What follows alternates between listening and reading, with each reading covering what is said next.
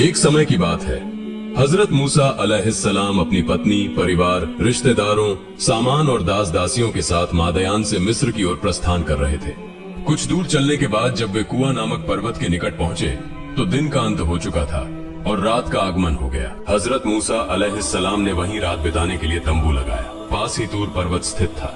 उस समय हजरत मूसा अलैहिस्सलाम की पत्नी सफूरा गर्भवती थी। संयोगवश उसी दिन उन्हें प्रसव पीड़ा शुरू हो गई और रात के समय उन्होंने एक पुत्र को जन्म दिया। धीरे धीरे वह रात उनके लिए अत्यंत कठिनाई भरी हो गई। चारों ओर घने बादल छा गए और तेज बारिश और हवा चलने लगी। ठंडी हवा में हजरत मूसा अलैहिस्सलाम की पत्नी सफूरा रोने लगी। तंबू में आग का कोई प्रबंध नहीं था।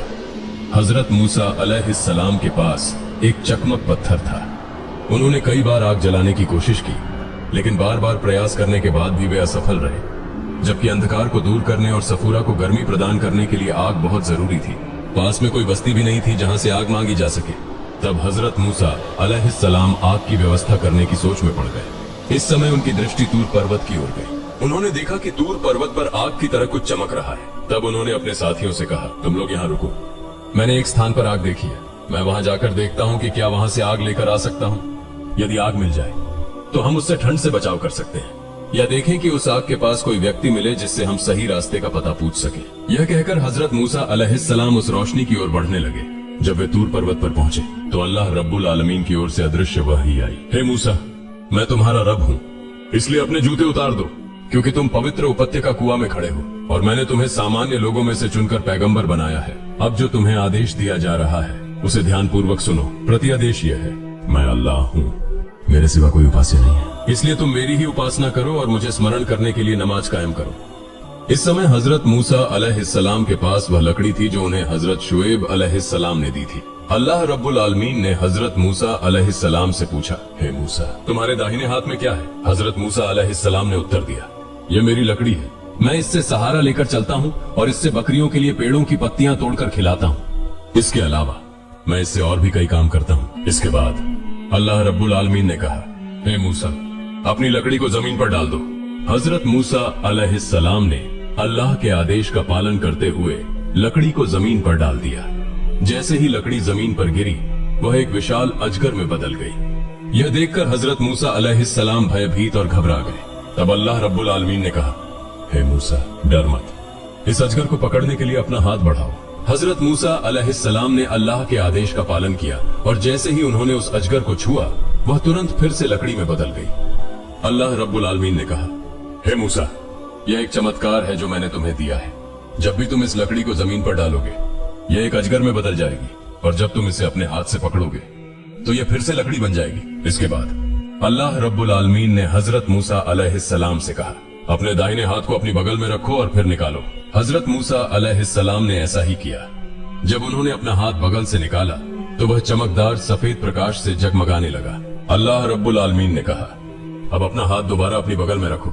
हजरत मूसा अलैहिस्सलाम ने फिर से अपना हाथ बगल में रखा और जैसे ही उन्होंने इसे निकाला वह रोशनी गायब हो गई। इसके बाद अल्लाह रब्बुल आलमीन ने हजरत मूसा अलैहिस्सलाम से कहा, हे मूसा, ये दो चमत्कार मैंने तुम्हें दिए हैं, इनके सहारे तुम्हारे सभी कार्य सरल हो जाएंगे। कोई भी बाधा तुम्हें रोक नहीं पाएगी। तुम्हारी लकड़ी और तुम्हारे हाथ की वह शुभ्र प्रकाश हर स्थिति में तुम्हारी सहायता करेंगे। आज से मैं तुम्हें नबूवत प्रदान करता हूँ, इसलिए अब से तुम स्वयं को मेरे भेजे हुए रसूल के रूप में पहचानो और मेरे सच्चे धर्म का प्रचार करो। और सुनो, फिरौन ने अपनी हदें पार कर दी हैं। उसने खुद को खुदा घोषित कर दिया है, यहाँ तक कि वह मेरे अस्तित्व को भी नकारता है। वह अपनी ताकत के बल पर लोगों से अपनी उपासना करवाता है। तुम्हारे लिए मेरा आदेश यह है कि तुम फिरौन के पास जाओ और मेरे पवित्र धर्म के आदेश और नियम उसके सामने प्रस्तुत करो। उसे मेरे धर्म के मार्ग की ओर बुलाओ और उसके झूठे दावों, अपराधों और अनुचितता को स्पष्ट करके उसे तौबा करने के लिए पूरी कोशिश करो। यह आदेश पाकर हजरत मूसा अलैहिस्सलाम ने अर्ज किया, हे मेरे पालनहार, मेरा धन संपत्ति, मेरी पत्नी और मेरा परिवार सब पीछे रह गया है। उनकी देखभाल कौन करेगा? और मैं अकेले इतने शक्तिशाली राजा फिरौन के पास कैसे जाऊं? खासतौर पर मैंने मिस्र छोड़ते समय एक मिस्री को मार डाला था। अगर वह मुझे पकड़ लेता है तो वह मुझे तुरंत मार देगा।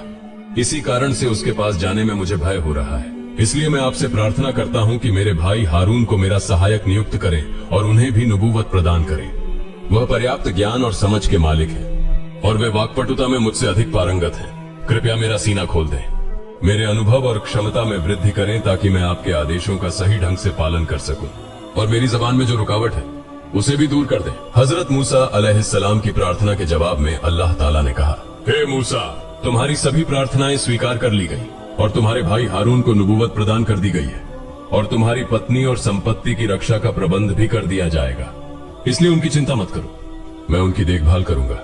हजरत मूसा अलैहिस्सलाम ने अल्लाह रब्बुल आलमीन का आदेश पाकर तूर पर्वत से उतरकर मिस्र की ओर प्रस्थान किया। मिस्र पहुंचने पर हजरत मूसा अलैहिस्सलाम सबसे पहले अपने माता पिता, बहन और बड़े भाई हजरत हारून अलैहिस्सलाम से मिले। उन्होंने हजरत हारून अलैहिस्सलाम को बताया, हे मेरे भाई, अल्लाह रब्बुल आलमीन ने आपको नबूवत प्रदान की है और आपको मेरा सहायक नियुक्त किया है। उन्होंने हमें आदेश दिया है कि हम फिरौन के दरबार में जाकर उसे अल्लाह के मार्ग की ओर बुलाएं। इसके बाद दोनों भाई एक साथ फिरौन के दरबार की ओर रवाना हुए। फिरौन के महल के सामने कई खजूर के पेड़ थे। इन पेड़ों से फिरौन अक्सर बाघ और शेर बांध कर रखता था ताकि कोई शत्रु महल में प्रवेश न कर सके। लेकिन अल्लाह ताला की असीम कृपा से जब हजरत मूसा अलैहिस्सलाम और हजरत हारून अलैहिस्सलाम महल के द्वार पर पहुंचे तो वह बाघ और शेर न केवल शांत रहे बल्कि सिर झुकाकर दोनों का अभिवादन और सलाम करने लगे। दोनों नबी महल के द्वार के सामने जाकर दरबानों से बोले, हम दोनों अल्लाह के भेजे हुए रसूल हैं। अपने बादशाह फिरौन को यह संदेश पहुंचाओ और उसे कहो कि वह हमसे आकर मिले या हमें उसके पास ले चलो। दरबानों ने यह सुनकर कहा, क्या तुम्हारा मस्तिष्क खराब हो गया है या तुम दोनों पागल हो गए हो? हमारे बादशाह तो खुद को खुदा कहते हैं, तुम किस खुदा के संदेश के साथ यहाँ आए हो? तुम लोग यहाँ से तुरंत चले जाओ। दरबानों ने इस प्रकार कई अपमानजनक और तुच्छ बातें कहकर दोनों नबियों को वहां से भगाने की कोशिश की। लेकिन जब उन्होंने दोनों नबियों के चेहरे की गंभीरता और उनकी खौफनाक आभा देखी तो उन्हें मजबूर होकर उन्हें फिरौन के पास ले जाना पड़ा। नबी दोनों फिरौन के दरबार में पहुंचे। फिरौन ने हजरत मूसा अलैहिस्सलाम की ओर देखकर कहा, हे मूसा, क्या मैंने तुम्हें अपने बेटे की तरह पाला नहीं था? क्या तुमने अपने जीवन का बड़ा हिस्सा मेरे संरक्षण में नहीं बिताया? और इसके बदले में मुझे क्या मिला? तुमने मेरे बावर्ची काबुल को मार डाला और भाग गए। तुम बहुत बड़े एहसान फरामोश हो। हजरत मूसा अलैहिस्सलाम ने जवाब दिया, फिरौन, जो कुछ तुमने कहा वह सच है। मैंने लंबा समय तुम्हारे संरक्षण में बिताया, लेकिन उस समय मैं एक मूर्ख व्यक्ति था। इसी कारण मैं डरकर यहाँ से भाग गया था।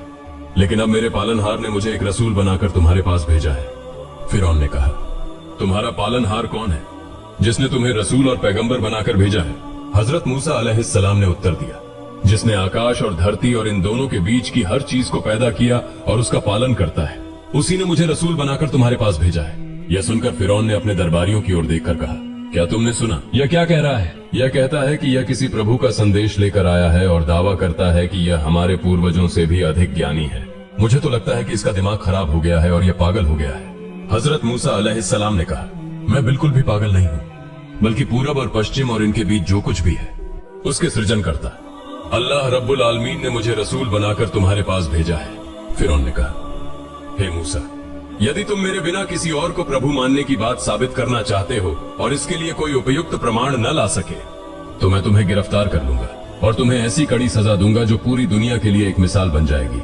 हजरत मूसा अलैहिस्सलाम ने कहा, हे फिरौन, अपनी इस घमंड भरी बात को छोड़ दो और अपनी अज्ञानता में जो तुमने खुदाई का दावा किया है उसे भी त्याग दो। तुम केवल एक सृजित प्राणी हो, तुम कभी भी खुदा नहीं हो सकते।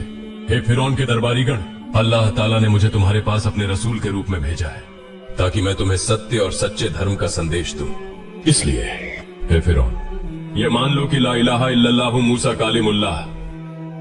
फिरौन ने कहा, यदि मैं तुम्हारे इस कलमे को पढ़ लूं तो मुझे तुम्हारे अल्लाह से क्या मिलेगा? हजरत मूसा अलैहिस्सलाम ने उत्तर दिया, यदि तुम इस कलमे को दिल से पढ़ लो और अल्लाह रब्बुल आलमीन पर ईमान ले आओ तो अल्लाह तुम्हें 3 चीजें प्रदान करेगा। 1 स्थायी यौवन, 2 पूरी दुनिया पर राज्य, 3 दीर्घायु।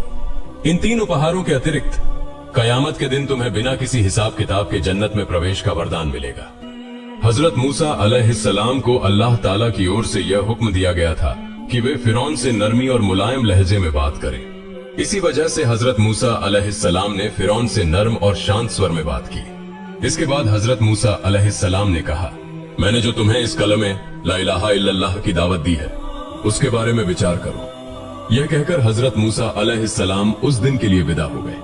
उनके जाने के बाद फिरौन ने अपने वजीर हामान की ओर मुखातिब होकर कहा, हे हामान, तुमने मूसा की सारी बातें सुनी, अब बताओ मुझे क्या करना चाहिए? हामान ने कहा, जहां पना, आप लंबे समय से अपनी खुदाई का दावा करते आ रहे हैं और पूरे राज्य में बनी इसराइल को छोड़कर बाकी सभी लोग आपको खुदा मानते हैं और आपकी पूजा करते हैं। अब यदि आप मूसा की बातों में आकर अपनी खुदाई का दावा छोड़ दें और उनके अल्लाह को खुदा मान लें, तो राज्य की सारी प्रजा आपका उपहास करेगी। वे आपको कोई महत्व नहीं देंगे। उस समय आपके लिए अपनी इज्जत बचाने की कोई जगह नहीं होगी। इसलिए मेरी सलाह है कि आप मूसा की बातों में आकर अपनी मान मर्यादा को दांव पर न लगाएं और उनके अल्लाह पर ईमान न लाएं।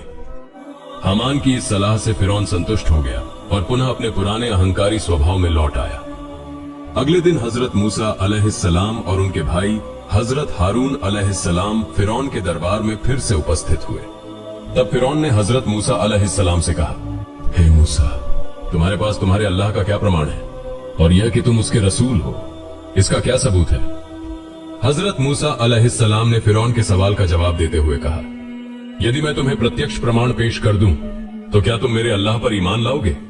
फिरौन ने कहा, यदि तुम सच्चे हो तो पहले वह प्रमाण दिखाओ, उसके बाद मैं सोच विचार करूंगा। इसके बाद हजरत मूसा अलैहिस्सलाम ने अपनी लाठी जमीन पर फेंक दी। लाठी फेंकते ही वह एक विशाल अजगर में बदल गई। अजगर फुफकारता हुआ फिरौन के सिंहासन की ओर बढ़ने लगा। यह देखकर फिरौन भयभीत होकर घबरा गया और चिल्लाने लगा, हे मूसा, क्या तुम मुझे दीन की दावत देने आए हो या मेरा प्राण हरने के लिए? हजरत मूसा अलैहिस्सलाम ने कहा, हे फिरौन, मैं तुम्हें मारने नहीं बल्कि तुम्हें दीन की दावत देने आया हूं। इसके बाद उन्होंने उस अजगर को हाथ से छुआ और वह पुनः लाठी में बदल गया। फिरौन ने राहत की सांस ली और अपने सिंहासन पर जाकर बैठ गया। इस समय हजरत मूसा अलैहिस्सलाम ने अपना हाथ अपनी बगल के नीचे रखा और फिर बाहर निकाला। अचानक उनके हाथ से एक तेज उज्जवल प्रकाश निकलने लगा, जो इतना प्रखर था कि सूर्य का प्रकाश भी उसके सामने फीका पड़ गया। यह प्रकाश जिसकी आंखों पर पड़ता उसकी आंखें चौंधिया जाती। फिरौन घबरा कर बोला, हे मूसा, अपने इस प्रकाश को बंद करो, नहीं तो हम सभी अंधे हो जाएंगे। हजरत मूसा अलैहिस्सलाम ने अपना हाथ दोबारा अपनी बगल के नीचे रखा और प्रकाश तुरंत बंद हो गया। इन चमत्कारों को देखकर फिरौन का मन अल्लाह रब्बुल आलमीन पर ईमान लाने के लिए तैयार हो गया। लेकिन जैसे ही वजीर हामान ने फिरौन का यह झुकाव देखा, उसने तुरंत कहा, जहां पनाह, मूसा एक बड़ा जादूगर है। उसके इन सारे जादू को देखकर आप डरे नहीं। आपके राज्य में मूसा जैसे और उससे भी बड़े जादूगर मौजूद हैं। उनके जरिए हम मूसा को हराकर परास्त कर सकते हैं। हामान की बात सुनकर फिरौन का हौसला बढ़ा और उसका मनोबल फिर से बदल गया। उसने हजरत मूसा अलैहिस्सलाम से कहा, हे मूसा, मेरे राज्य में तुम्हारे जैसे कई जादूगर हैं। यदि तुम उन्हें पराजित कर सको तो मैं तुम्हारे अल्लाह पर ईमान ले आऊंगा। हजरत मूसा अलैहिस्सलाम ने कहा, ठीक है, तो ऐसा ही हो। अब बताओ, मुझे तुम्हारे जादूगरों से किस दिन मुकाबला करना होगा? फिरौन ने कहा, हमारे सामने एक उत्सव का दिन आने वाला है। उस दिन बहुत सारे लोग एकत्रित होंगे। उसी दिन तुम्हारा मुकाबला मेरे जादूगरों से होगा। हजरत मूसा अलैहिस्सलाम ने कहा, ठीक है, ऐसा ही होगा। यह कहकर हजरत मूसा अलैहिस्सलाम और हजरत हारून अलैहिस्सलाम फिरौन के दरबार से विदा हो गए। इसके बाद फिरौन ने पूरे राज्य में संदेश भिजवाकर सभी जादूगरों को एकत्र करने का आदेश दिया। कुछ ही दिनों में 4000 जादूगर राजधानी में इकट्ठा हो गए। फिरौन को विश्वास था कि इन जादूगरों के जरिए वह मूसा को हराने में कामयाब होगा। फिरौन ने उन जादूगरों से कहा, हे जादूगरों, मैंने तुम्हें 300 वर्षों से पाला पोसा है, लेकिन इसके बदले मैंने कभी भी तुमसे कोई निजी काम नहीं लिया। मगर आज मेरे सामने एक बड़ा संकट खड़ा हो गया है। इस संकट से मुझे हर हाल में बाहर निकलना होगा। इसी वजह से मैंने तुम्हें यहाँ बुलाया है। तुम अपनी पूरी ताकत से मेरी इस समस्या को हल करने की कोशिश करो। मूसा के बारे में तो तुम सब जानते ही हो, वह एक बहुत बड़ा जादूगर है। मगर मुझे विश्वास है कि तुम्हारी ताकत के सामने मूसा का जादू पूरी तरह विफल हो जाएगा। यदि तुम अपने जादू के बल पर मूसा को हरा सको तो मैं तुम्हें ऐसा इनाम दूंगा जिसकी तुम कल्पना भी नहीं कर सकते। जादूगरों ने कहा, जहां पनाह, इसके लिए आपको बिल्कुल भी चिंता करने की आवश्यकता नहीं है। मूसा कितना बड़ा जादूगर हो सकता है? हमारे जादू के सामने उसका जादू और उसकी करामात पूरी तरह से बेअसर हो जाएगी। उसे हमारी मौजूदगी में हार माननी ही होगी। आप निश्चिंत रहें, जीत आपकी ही होगी। फिर निर्धारित तारीख को फिरौन द्वारा चुने गए 4000 जादूगर मैदान में पहुंच गए। जादू दिखाने के लिए एक बड़ा और विस्तृत मैदान चुना गया था। देश के सभी लोग उस मैदान में इकट्ठा हो गए। वे मूसा अलैहिस्सलाम और फिरौन के जादूगरों के बीच होने वाले मुकाबले को देखने आए थे और यह जानना चाहते थे कि इस मुकाबले में कौन हारता है और कौन जीतता है। हजारों लोग मैदान में मौजूद थे, जिनकी आवाज से पूरा क्षेत्र गूंज रहा था। ऐसे समय में हजरत मूसा अलैहिस्सलाम अपनी लाठी हाथ में लेकर मैदान में पहुंचे। फिरौन और उसका प्रधानमंत्री हामान अपने दरबारियों के साथ पहले ही तयशुदा स्थान पर बैठ चुके थे। जादूगर और हजरत मूसा अलैहिस्सलाम आमने सामने खड़े हो गए। इसके बाद जादूगरों ने हजरत मूसा अलैहिस्सलाम से कहा, हे मूसा, क्या तुम अपनी ताकत पहले दिखाओगे या हम अपना जादू पहले दिखाएं? हजरत मूसा अलैहिस्सलाम ने जवाब दिया, तुम ही अपना जादू पहले दिखाओ। इसके बाद जादूगरों ने कई रस्सियां जमीन पर फेंकी और उन्हें हल्के से हिलाया। देखते ही देखते मैदान असंख्य सांपों और बिच्छुओं से भर गया। वे सांप और बिच्छू तेजी से इधर उधर भागने लगे। यह दृश्य देखकर वहां मौजूद दर्शक डर और घबराहट से कांपने लगे। जादूगर अपने इस प्रदर्शन पर गर्व और अहंकार से भर गए और हजरत मूसा अलैहिस्सलाम से कहने लगे, हे मूसा, तुम चुप क्यों खड़े हो? क्या हमारे जादू को देखकर तुम डर गए हो? अब अपनी ताकत दिखाओ। तब हजरत मूसा अलैहिस्सलाम ने बिस्मिल्लाह कहकर अपनी लाठी जमीन पर फेंकी। अचानक वह लाठी एक विशाल अजगर में बदल गई और मैदान में बिखरे हुए जादूगरों के सभी सांपों को निगलने लगी। कुछ ही पलों में हजरत मूसा अलैहिस्सलाम ने पूरा मैदान साफ कर दिया। इसके बाद जादूगरों ने पहले से भी खतरनाक सांप बनाकर मैदान में छोड़ दिए, लेकिन हजरत मूसा अलैहिस्सलाम का वह अजगर उन्हें भी आसानी से निगल गया। इस अद्भुत दृश्य को देखकर जादूगर पूरी तरह स्तब्ध रह गए। उनके पास उस अजगर का मुकाबला करने के लिए और कोई तरकीब नहीं बची थी। हजरत मूसा अलैहिस्सलाम के अजगर की भूख मानो थमने का नाम नहीं ले रही थी, इसलिए वह धीरे धीरे उग्र और रौद्र रूप धारण करने लगा। अजगर ने जब खाने के लिए कुछ नहीं पाया तो वह आखिरकार फिरौन की ओर बढ़ने लगा। स्थिति को गंभीर होते देख फिरौन अपने सिंहासन से कूद पड़ा और डर के मारे महल की ओर दौड़ने लगा। मैदान में मौजूद दर्शक भी डर के मारे जिस दिशा में जा सकते थे दौड़ने लगे। तभी अल्लाह ताला की तरफ से एक अदृश्य आवाज आई, हे मूसा, अपना लाठी फिर से हाथ में ले लो, वरना वह सभी लोगों को खा जाएगा। अल्लाह के आदेश पर हजरत मूसा अलैहिस्सलाम ने अजगर को छुआ और तुरंत वह फिर से अपनी लाठी में बदल गया। जादूगरों ने यह दृश्य देखा और वे चिंता में डूब गए। वे समझ गए कि हजरत मूसा अलैहिस्सलाम जो कुछ भी दिखा रहे थे वह कोई जादू नहीं था, क्योंकि जादू के बारे में उन्हें पूरी जानकारी थी। जादूगरों ने यह महसूस किया कि यह तो एक दिव्य शक्ति है और बिना दिव्य शक्ति के ऐसा कार्य करना संभव नहीं है। हजरत मूसा अलैहिस्सलाम बेशक अल्लाह के नबी हैं। इसके बाद जादूगरों का मन बदल गया और उन्होंने अल्लाह रब्बुल आलमीन की महिमा और शक्ति पर विश्वास किया और सबने सिजदा किया। उनके इस कृत्य को देखकर वहां मौजूद कई लोग हजरत मूसा अलैहिस्सलाम के धर्म को अपनाने के लिए दीक्षा लेने लगे। जब फिरौन ने देखा कि जादूगरों ने हजरत मूसा अलैहिस्सलाम के धर्म को स्वीकार कर लिया है तो वह गुस्से से भर उठा। उसने जादूगरों से कहा, हे बेईमान जादूगरों, मैंने तुम्हें अनुमति दी थी, फिर तुमने मूसा के खुदा पर विश्वास कैसे किया? इस अपराध की सजा तुम्हें दी जाएगी। मैं तुम्हारे हाथ पैर काट दूंगा, फिर तुम्हें खजूर के पेड़ों पर लटका दूंगा, तब तुम समझ सकोगे कि मेरी सजा कितनी कठोर और भयंकर है। जादूगरों ने कहा, हे फिरौन, हम हजरत मूसा अलैहिस्सलाम के रब के जो प्रमाण पाए हैं और जिन्हें हमने पहचान लिया है, उसके बाद हम तुम्हारे सामने उसकी कोई जगह नहीं बना सकते। अब तुम जो चाहो वह कर सकते हो। हालांकि यह सच है कि तुम हमें सिर्फ इस दुनिया में सजा दे सकते हो, परंतु परलोक में तुम हमें एक भी क्षति नहीं पहुंचा सकते। उनकी बातों को सुनकर फिरौन ने अपने गार्ड से कहा, तुम उनके एक हाथ और एक पैर काटकर उन्हें सूली पर चढ़ा दो। फिरौन का आदेश मानते हुए जादूगरों के हाथ पैर काट दिए गए और उन्हें सूली पर चढ़ा दिया गया। लेकिन जब तक उनके शरीर में जान थी वे कहते रहे, हम अल्लाह पर विश्वास करते हैं, हम कभी भी ईमान नहीं छोड़ेंगे, हम अपने रब के पास जा रहे हैं, हमारा दिली ख्वाहिश है कि हमारा रब हमें माफ कर दे। इसके बाद हजरत मूसा अलैहिस्सलाम ने फिरौन से कहा, हे फिरौन, क्या तुम अब भी अल्लाह रब्बुल आलमीन पर ईमान नहीं लाओगे? तुम पर अल्लाह का गजब आने से पहले तुम ईमान लाकर उसे स्वीकार करो।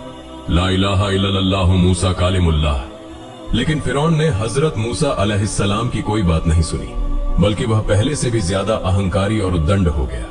अल्लाह रब्बुल आलमीन के एकत्व का प्रत्यक्ष प्रमाण मिलने के बावजूद फिरौन और उसके लोग ईमान नहीं लाए। इसके बाद अल्लाह रब्बुल आलमीन ने उन्हें विभिन्न प्रकार के अजाब और मुसीबतों से सताना शुरू कर दिया, जैसे बाढ़, जल प्रलय, टिड्डियां, कीड़े और देश भर का पानी खून में बदल जाना जैसे भयानक घटनाएं और सजाएं आई। जब ये सारी मुसीबतें उनके ऊपर आती तो वे हजरत मूसा अलैहिस्सलाम के पास आते और कहते, हे मूसा, तुम अपने रब से दुआ करो कि अगर वह हमारे ऊपर से यह मुसीबत हटा ले तो हम उस पर ईमान लाएंगे। फिर हजरत मूसा अलैहिस्सलाम अल्लाह रब्बुल आलमीन से दुआ करते और जैसे ही वह मुसीबत दूर हो जाती वे फिर से अपना वादा तोड़ देते। इस प्रकार लगभग 12 वर्षों तक अल्लाह रब्बुल आलमीन ने काफिरों पर तरह तरह के अजाब और सजाएं भेजी, लेकिन फिर भी उन्हें कोई शिक्षा नहीं मिली। अंत में अल्लाह रब्बुल आलमीन फिरौन और उसके अनुयायियों से अत्यधिक नाराज और क्रोधित हो गए और उन्होंने हजरत मूसा अलैहिस्सलाम को सूचित किया, हे मूसा, तुम बनी इसराइल को लेकर उस रात मिस्र से गुपचुप निकल जाओ। तुम इस तरह निकलना कि काफिरों को बिल्कुल भी खबर न हो। फिर जब तुम अपने समुदाय के साथ समुद्र के किनारे पहुंच जाओ तो तुम अपनी छड़ी से समुद्र के पानी को हिट करना। इसके बाद समुद्र का पानी सूख कर रास्ता बन जाएगा और उस रास्ते से तुम लोग सुरक्षित रूप से समुद्र पार कर सकोगे। हजरत मूसा अलैहिस्सलाम ने अल्लाह रब्बुल आलमीन के आदेश को प्राप्त करके बनी इसराइल को सूचित किया और फिर एक रात चांद के उगने के साथ ही वह अपने समुदाय को लेकर चल पड़े। तफसीरज हजरत मुजाहिद रहमतुल्लाही अलैही के अनुसार उस रात चंद्र ग्रहण था, इसलिए थोड़ी सी अंधेरे की स्थिति थी। उसी अवसर पर हजरत मूसा अलैहिस्सलाम बनी इसराइल को लेकर निकल पड़े। सहाबी हजरत मूसा रदी अल्लाह ताला अन्हु से एक रिवायत में यह उल्लेख है कि हजरत मूसा अलैहिस्सलाम रास्ते में अचानक एक अज्ञात स्थान पर पहुंच गए। वह अपने साथियों से पूछने लगे, क्या तुम लोग इस स्थान के बारे में कुछ जानते हो? बनी इसराइल के उलमा ने जवाब दिया, हमारे यहाँ आने का कारण हजरत यूसुफ अलैहिस्सलाम की इच्छा को पूरा करना है। उन्होंने आगे कहा, हजरत यूसुफ अलैहिस्सलाम ने अपनी मृत्यु से पहले अल्लाह रब्बुल आलमीन से एक वादा लिया था, हे अल्लाह, मिस्र छोड़ते समय जिस संदूक में मुझे दफन किया गया था उस संदूक को फिलिस्तीन ले जाया जाए। हजरत मूसा अलैहिस्सलाम ने पूछा, तो फिर ऐसा कौन है जो हजरत यूसुफ अलैहिस्सलाम की दफन स्थान के बारे में जानता हो? लोगों ने कहा, हे अल्लाह के नबी, हमारे बीच एक बूढ़ी औरत के अलावा और कोई इस बारे में नहीं जानता। फिर हजरत मूसा अलैहिस्सलाम ने उस बूढ़ी औरत को बुलाया और कहा, हे बूढ़ी औरत, हम तुमसे पूछते हैं कि हजरत यूसुफ अलैहिस्सलाम की कब्र कहाँ है? तब बूढ़ी औरत ने कहा, हे अल्लाह के नबी, मेरी एक शर्त है जिसके बारे में जानने से पहले मैं हजरत यूसुफ अलैहिस्सलाम की कब्र के बारे में आपको नहीं बताऊंगी। हजरत मूसा अलैहिस्सलाम ने पूछा, हे बूढ़ी औरत, तुम्हारी शर्त क्या है? बूढ़ी औरत ने कहा, हे अल्लाह के नबी, मैं चाहती हूँ कि हम दोनों जन्नत में एक साथ रहें। यदि आप मुझे यह वादा देते हैं तो मैं आपको हजरत यूसुफ अलैहिस्सलाम की कब्र दिखा दूंगी। लेकिन हजरत मूसा अलैहिस्सलाम ने बिना अल्लाह के आदेश के कोई वादा नहीं किया। फिर वह निरुत्साहित हो गए। तभी अल्लाह रब्बुल आलमीन से वाही आई, हे मूसा, तुम उस बूढ़ी औरत से यह वादा कर सकते हो? अल्लाह के आदेश के बाद हजरत मूसा अलैहिस्सलाम ने बूढ़ी औरत से यह वादा किया। फिर बूढ़ी औरत उन्हें एक कुएं के पास ले गई और कहा, हे अल्लाह के नबी, इस कुएं का पानी पूरी तरह से निकाल दो। इस कुएं के नीचे हजरत यूसुफ अलैहिस्सलाम की कब्र है। बूढ़ी औरत के कहे अनुसार कुएं का पानी निकाल दिया गया। फिर देखा गया कि हजरत यूसुफ अलैहिस्सलाम का शव एक संदूक में रखा हुआ था। फिर उस संदूक को ऊपर उठाया गया और शव से भरा संदूक लेकर हजरत मूसा अलैहिस्सलाम बनी इसराइल के साथ चलने लगे। उनके चलने के दौरान उस शव से इतनी रोशनी निकल रही थी जैसे सूरज की किरणें फैल रही हों। हजरत मूसा अलैहिस्सलाम बनी इसराइल को लेकर तेजी से लाल सागर की ओर बढ़ रहे थे। यहाँ तक कि सुबह होते ही कृतियां बनी इसराइलियों के घरों में जाकर यह देख पाए कि बनी इसराइल का कोई भी चिन्ह कहीं नहीं है। तब उन्हें समझ में आ गया कि बनी इसराइली मिस्र छोड़ चुके हैं। इस बात की जानकारी उन्होंने तुरंत फिरौन को दी। खबर सुनकर फिरौन उत्तेजित हो उठा। फिर उसने उपस्थित लोगों और अपने सैनिकों के बीच उत्तेजना फैलाने के उद्देश्य से कहा, ये कृतियां बनी इसराइली धोखा देकर हमसे भाग रहे हैं। हमारे ऊपर यह आवश्यक हो गया है कि हम उन्हें पकड़कर कड़ा दंड दें। मेरा आदेश है कि अब तत्काल मेरे सभी सैनिक तैयार हो जाएं और बनी इसराइलियों को पकड़ने के लिए हथियारों से सज्जित होकर चलें। फिरौन के आदेश पर उसके सैनिक पूरी तरह से हथियारों से सज्जित होकर निर्धारित स्थान पर इकट्ठा हो गए। फिर एक विशाल सैनिक दल लेकर फिरौन की हजरत मूसा अलैहिस्सलाम का पीछा करने के लिए चल पड़ा। बनी इसराइल तेजी से अपनी यात्रा कर रहे थे और उनके पीछे फिरौन और उसकी सेना भी तेजी से उनका पीछा कर रही थी। कहीं भी छोटा सा भी विराम लेने का ख्याल नहीं आ रहा था, क्योंकि उन्हें मालूम था कि अगर वे रुकते हैं तो शिकार हाथ से निकल जाएगा और वे बनी इसराइल को किसी भी हाल में हाथ से जाने नहीं देना चाहते थे। इसी बीच हजरत मूसा अलैहिस्सलाम बनी इसराइल के साथ लोहित सागर के किनारे पहुंच गए। बनी इसराइल ने पीछे मुड़कर देखा तो पाया कि फिरौन, उसकी सेना और लोग उनके पीछे आ रहे हैं। इस स्थिति को देख बनी इसराइल बहुत निराश और चिंतित हो गए। जिस प्रकार और जिस संकट में सशस्त्र बल उनके पीछे दौड़ रहे थे, वह देख बनी इसराइल सोचने लगे कि आज उनकी मौत निश्चित है। फिरौन और उसके समुदाय के हाथों से मुक्ति पाने के लिए वे मिस्र छोड़ आए थे, लेकिन अब जिस परिस्थिति का सामना करना पड़ रहा था उसमें उनका अस्तित्व ही संकट में आ गया था। पीछे फिरौन और उसके लाखों सैनिक थे और सामने लोहित सागर की तेज लहरें भागने का कोई रास्ता नहीं था। वे बहुत घबराए हुए थे और हजरत मूसा अलैहिस्सलाम से कहने लगे, हे मूसा, अब हम पकड़े जा चुके हैं। जब तक कृतियां हम पर अत्याचार करते रहे हम जिंदा थे, लेकिन अब हमें कोई भी रक्षा नहीं मिलेगी। आज सभी को वे चक्की की तरह पीस कर छोड़ देंगे। अगर किसी को जिंदा भी छोड़ेंगे तो उसे गुलाम बना लेंगे। ऐसी स्थिति में हजरत मूसा अलैहिस्सलाम अकेले और शांत खड़े थे, क्योंकि वे जानते थे कि जो कुछ भी उन्होंने किया वह अल्लाह के आदेश से किया था।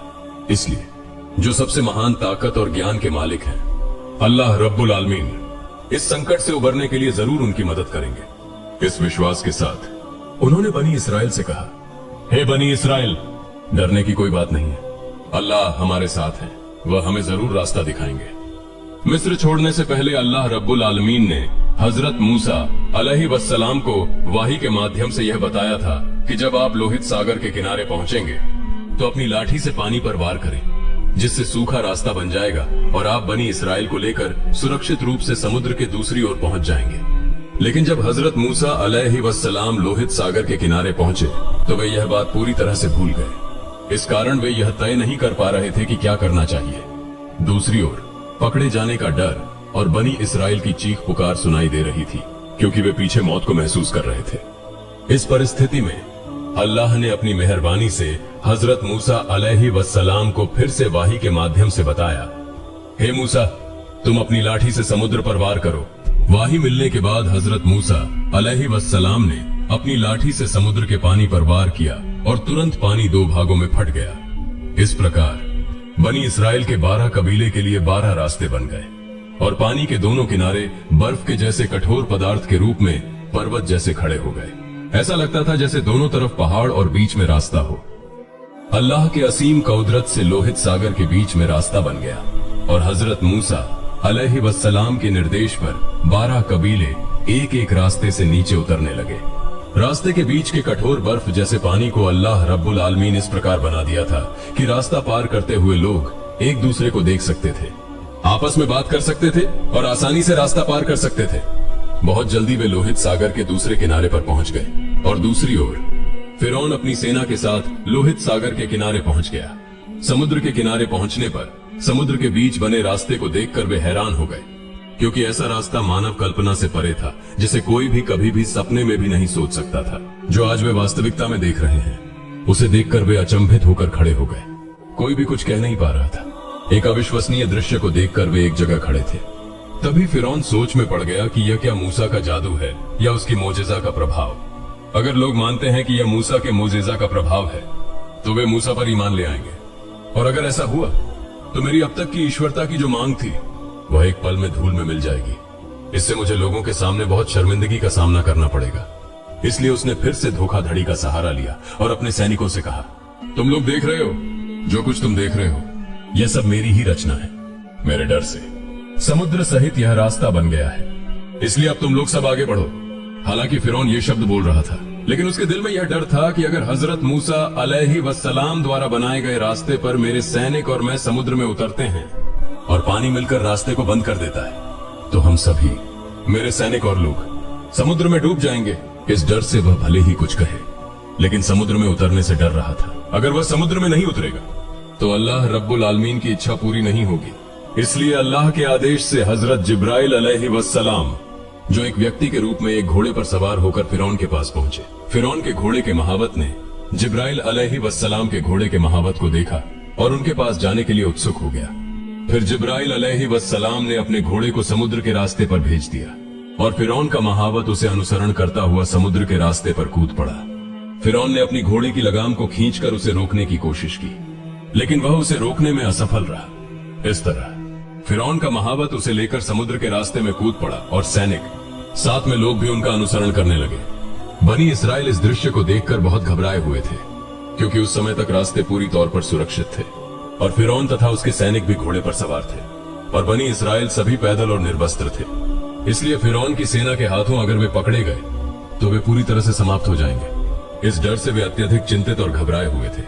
जब फिरौन के सारे सैनिक और उनके अनुयायी समुद्र के रास्ते पर उतर आए और कोई भी सैनिक नहीं बचा, और उसी समय बनी इसराइल समुद्र के किनारे पर पहुंच गए। ठीक उसी क्षण समुद्र का पानी ऊंचे ऊंचे पहाड़ों जैसा उठने लगा और फिरौन और उसकी सेना पर गिरने लगा। जल प्रलय जैसी दिल दहला देने वाली गर्जनाएं फिरौन के सैनिकों पर गिर रही थीं। फिरौन और उसकी सेना बचाओ बचाओ चिल्ला रहे थे, लेकिन अल्लाह की सजा से उन्हें बचाने के लिए अब कोई नहीं था। जब फिरौन समुद्र में डूबने लगा तो वह अल्लाह के अजाब के फरिश्तों को देख रहा था। फिर उसने अल्लाह पर ईमान लाने का ऐलान किया और कहा, मैं ईमान लाता हूं उस पर जिस पर बनी इसराइल ने ईमान लाया है। लेकिन तब अल्लाह रब्बुल आलमीन ने कहा, अब तुम ईमान ला रहे हो, लेकिन इससे पहले तुम नाफरमानी कर रहे थे, तुम तो फसाद फैलाने वालों में से थे।